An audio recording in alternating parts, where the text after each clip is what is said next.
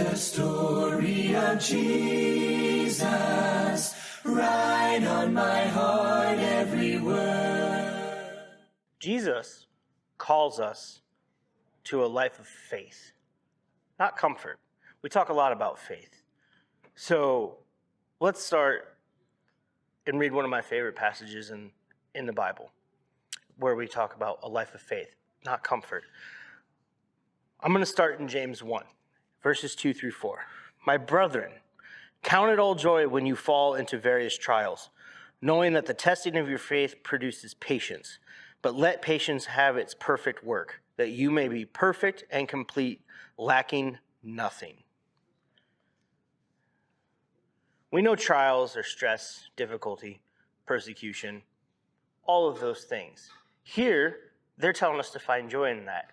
The old joke that my dad likes to tell, and I've heard a lot of other people tell, are be careful what you pray for.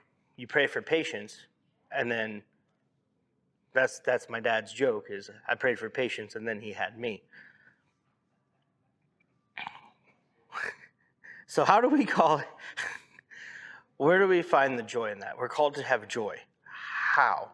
There are many different things you can do to find joy. You can do joy by fellowship with your fellow Christians, prayer to the Lord, all of these things. It's explained as tests. Now, me as a hockey coach or just any other coach will tell you that usually in those high stressful games, those are the ones you remember. I lived for those. I loved being in those stressful games. Those tests of what my team could do or what they could do and being able to push them and being in those moments and learning from them. It defines you. It defined my players as players. It helped make me better as a coach.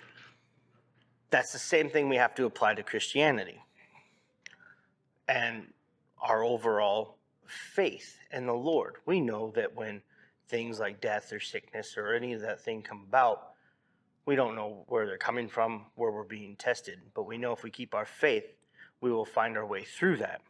Let's look at 1 Peter 1:7. 1 Peter 1:7 says this, that the genuineness of your faith be much more precious than gold that perishes, though it is tested by fire, may be found to praise, honor, and glory at the revelation of Jesus Christ. Our faith is more precious than gold.